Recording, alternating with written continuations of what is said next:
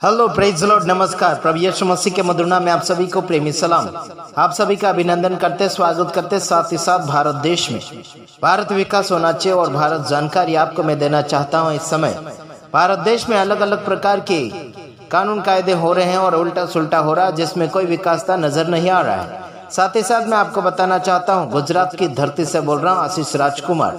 आप सबका भला और आप सबका विकास चाहता हूं। भला हालांकि संसार भर में भलाई नजर नहीं आ रही है और ना ही विकास नजर आ रहा है। साथ ही साथ इतना कहना चाहता हूं, कोई भी अपने अपने धर्म की और अपने अपने धर्म के ऊपर खिंचातानी कर रहे हैं और मसीह यीशु को मानने वाले लोगों के ऊपर काफी ऑब्जेक्शन उठाया जा रहा है।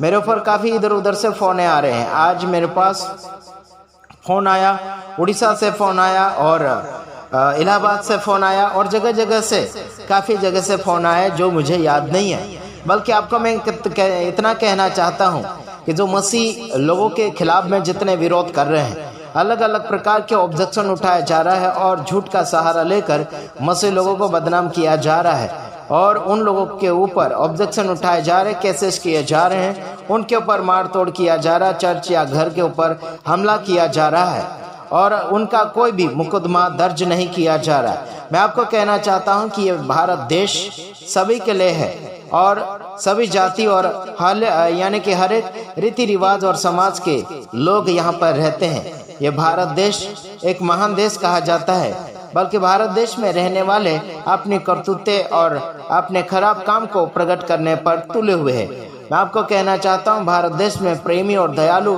और कृपालु लोग होना चाहिए और भाईचारा के प्रेम के साथ रहने के लिए उनको आवश्यकता होना चाहिए। हालांकि यहाँ पर तो यही ऑब्जेक्शन उठाया जा रहा है, भारत देश एक हिंदू राष्ट्र है कहने में आता है, बल्कि हिंदू राष्ट्र नहीं है। मेरे भाइयों बहनों, आपको मैं कहना चाहता हूँ, मैं जब तक चुप हूँ तब तक चुप हूँ। नहीं तो हिंदू राष्ट्र का और हिंदू धर्म का और अलग अलग प्रकार के देवी देवताओं का अगर पोल खोलना शुरू कर दूंगा तो आप सारे नंगे हो जाएंगे। मैं आपको इतना कहना चाहता हूँ, जब तक हम चुप है तब तक चुप है, वरना अगर उठ गए, सबका पर्दाफाश अगर करना शुरू कर दिया तो आप अपना मुंह छुपाने के लिए भी जगह ढूंढ नहीं पाओगे। मसीह विरोधी जितने भी लोग मेरी आवाज को सुन रहे हैं, साथ ही साथ बड़े कान खोलकर सुन लीजिएगा। मसीह लोग जो प्रभु यीशु मसीह में जाते हैं, चाहे वो कोई भी जाति धर्म से हो, प्रभु यीशु मसीह के अंदर जाने से या फिर प्रभु यीशु मसीह को स्वीकार करने से उनमें कोई जाति धर्म नहीं होता है। हालांकि जिंदगी बनाने के ऊपर उनका जीवन व्यस्त रहता है। हालांकि आपको बताना चाहता हूँ, मसीह में जब जाते हैं जीवन बनाते हैं। दुनियादारी के रीति रिवाज और दुनियादारी के भगवान जो अपने आप को भगवान बनाकर बैठे हैं संसार भर में, उन सब को छोड़ दिया जाता है। हालांकि मैं भी प्रभु यीशु मसीह को मानता हूँ। उससे पहले मैं क्या था आपको बताना चाहता हूँ। मैं अलग अलग प्रकार के देवी देवताओं को मानता था और उनकी पूजा पाठ किया करता था, बल्कि उनको आजमाने के बाद में पता चला कि वो तो एक मिट्टी और पत्थर है, वो देवता नहीं बल्कि इंसान के बनाई हुई कारीगिरी है। आपको मैं बताना चाहता हूँ, इन सब को छोड़कर मैं प्रभु यीशु मसीह के पीछे क्यों आया। मुझे पैसे की लालच नहीं दी गई और ना ही कोई प्रकार का लोभन दिया गया।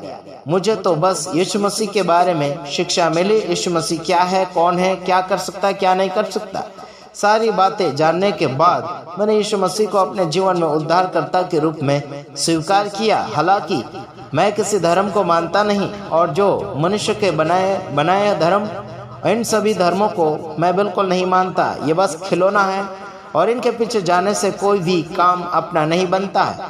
बस ये मुर्दे हैं और मूर्तियां हैं।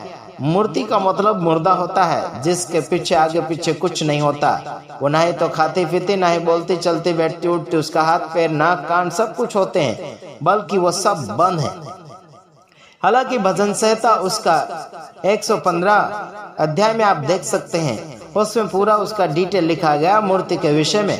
हालांकि आने वाले दिन में मैं मूर्तियों का सारा पर्दाफाश करूंगा और डरता किसी बाप से नहीं, चाहे वो कोई भी हो जाए, कोई भी ताकत हो गया। मैं किसी बाप से डरता नहीं और मैं अपनी मर्जी से जीता हूँ और अपनी मर्जी से ईश्वर को मानता हूँ, किसी के दबाव से नहीं और ना ही किसी के लोभ लालच से।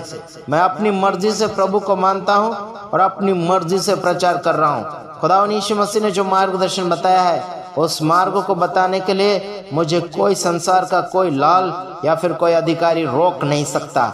रोकना है तो तुम्हारी ताकत आजमा कर देख लो आशीष राजकुमार के ऊपर। खतरों का खिलाड़ी गुजरात की धरती से आवाज देता है, अकेला सबके ऊपर भारी पड़ जाता है। देखो, सोच समझ कर आगे बढ़ो वरना तुम्हारी खैर नहीं। आशीष राजकुमार से पंगा मत लो और मसीह भाइयों बहनों को हैरान मत करो और कोई धर्म परिवर्तन का आरोप मत लगाओ, वरना तुम्हारे ऊपर अगर आरोप लगाना शुरू कर देंगे ना, भागना मुश्किल पड़ जाएगा। इतना याद रखना, सच्चाई तो सच्चाई है, झूठ तो झूठ है। हम सच्चाई के द्वारा आगे बढ़ते, तुम झूठ का सहारा लेकर बिल्डिंगें बनाना चाहते हैं। हमारी नींव बड़ी तगड़ी है, गहराई में नींव है। तुम बस ऊपर बालू के रेत के ऊपर घर बनाने के लिए कोशिश कर रहे हो। कोई धर्म नहीं चलेगा और कोई दल नहीं चलेगा आशीष राजकुमार के सामने। इतना याद रखना। हिम्मत है तो फोन कर लो आशीष राजकुमार को। God bless you. प्रभु आप सबको आशीषित करें। आमीन।